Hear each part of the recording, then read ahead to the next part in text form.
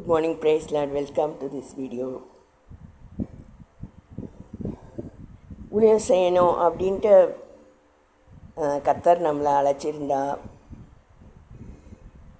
அனுதின ஊழியத்தை அதுக்குரிய ஐடியா கர்த்தர் கொடுப்பார். அது பிரதர் கிளிஃபோர்ட் குமார் அவர் யாருக்கு தெரியும் அப்படின்னு சொல்லிட்டு ஒரு பாடல் ரொம்ப அழகாக எழுதியிருக்கார். அதில் அப்படி சொல்கிறார், அவர் அனுதின ஊழியம் அளித்திடுவார் அப்படின்ட்டு பாடல் இருக்குது. அதுபோல் இன்றைக்கி நான் என்ன காலையிலே கர்த்தர் என்னை எழுப்பி நான் என்ன பண்ணேன், அது ஒரு பேக்கெட் பாலை காய்ச்சிட்டு நமக்கு வழக்கமாக நம்ம என்ன பண்ணுறோம், காஃபியை போட்டு குடிக்கிறோமே சொல்லிட்டு காஃபியை போட ஆரம்பித்தேன். கர்த்தர் தடுத்தார், நீ வந்த சத்தான ஆகாரத்தை சாப்பிடணும் அப்படி சொல்லிட்டு சரின்ட்டு ஒரு டம்ளர் பாலை எடுத்துகிட்டு வந்துட்டேன். பால் நல்லா தான் இருக்குது, சர்க்கரை எல்லாம் சேர்க்கறதில்லை. இப்போது கொஞ்சம் சாப்பிட்டுட்டு திரும்பி என்னுடைய மனம் வந்து அந்த காஃபியை நோக்கியே போகுது. அது போல் கர்த்தர் அதை ஒரு இதாக ஓமையமாக சொல்லிகிட்டு இருந்தார்.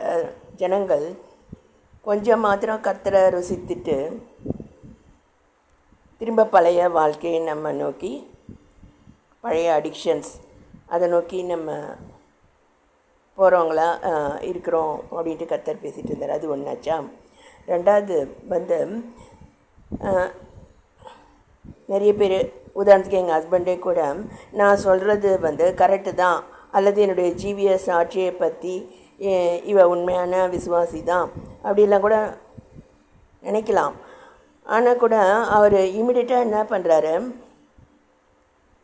நான் வேறு சிலரை நடத்துகிறேன் இல்லையா, உதாரணம் எங்கள் அம்மா, அவங்களுக்கெல்லாம் கூட நான் சொல்கிறேன் பாருங்கள். அது அவங்க ஓரளவுக்கு படிச்சிருக்காங்க, அடுத்த லெவல் இதை நான் பாடங்களை நான் சொல்கிறேன் இல்லையா, அதை வந்து அவரும் வந்து என்னோட சேர்ந்து ஜால்ரா தட்டி ஊழியத்தில் இணைந்து கொள்ளலாம் அப்படின்ற மாதிரி நினைக்கிறாரு. நிறைய பேர் அப்படி தான் செய்கிறாங்க. ஏதோ ஒன்று நம்ம அறிஞ்சிட்டோம் அப்படின்னா அந்த ஊழியத்தில் போயிடணும், மற்றவங்களுக்கு அதை சொல்லணுன்ற மாதிரி ஆரம்பிச்சிடுறாங்க. இது ஒரு மிஸ்டேக். என்னக்கா அப்படிப்பட்டவங்கள நம்ம ஏற்றுக்கொள்ள முடியாது. ஏன்னா வந்து அதான் எப்பவுமே பேசிக்காக அதுதான் வசனம் வந்து மற்றவங்க மேலே விடக்கூடிய அம்பு கிடையாது. வந்து இட் ஷுட் எடிஃபை அஸ், அதில் தான் நம்ம போகணுமே ஒழிய அடுத்தவங்களுக்கு சொல்கிறதுக்காக அவைகள் தரப்படலை, நம்மளும் அதுக்காக அழைக்கப்படலை. நம்மளே ஃபாலோ பண்ணாத ஒன்று இன்னொருத்தர் மேலே அம்பு விடக்கூடாது. இது ரெண்டாவது.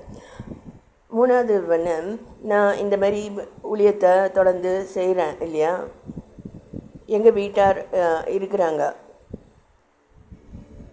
உடனே அது தப்புன்னு சொல்லிடுறாங்க.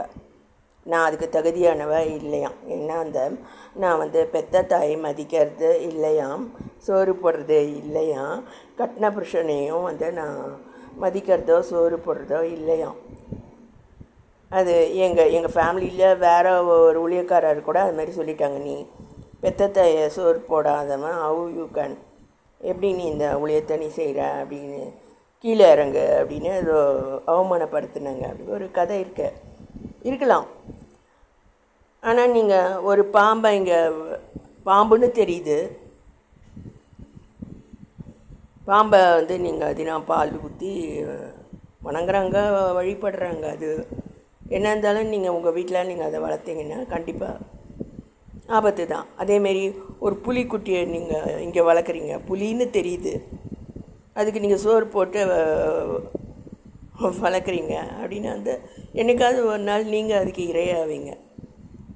அதனால்தான் நான் இந்தமாரி க்ளோஸ் ரிலேட்டிவ்ஸாக இருந்தால் கூட அவங்க புலியாவோ பாம்பாவோ நமக்கு தெரியுறாங்க அப்படின்னா அந்த அவங்களுக்கு சோறு போட்டு நான் வளர்க்க மாட்டேன். நிறைய பேர் எங்கள் வீட்லேயே அந்த தப்பை தான் செய்கிறாங்க. உடன் இருப்பவர்கள் மோசமான பாவ ஜீவியத்தில் இருக்கிறாங்கன்னு தெரிஞ்சே நீங்கள் வந்து அவங்களுக்கு சோறு போட்டு வளர்க்குறீங்க. அதனால தான் உங்கள் லைஃப் லாங் கஷ்டப்படுறீங்க. இதில் ஷேர் பண்ண விரும்புகிறேன்.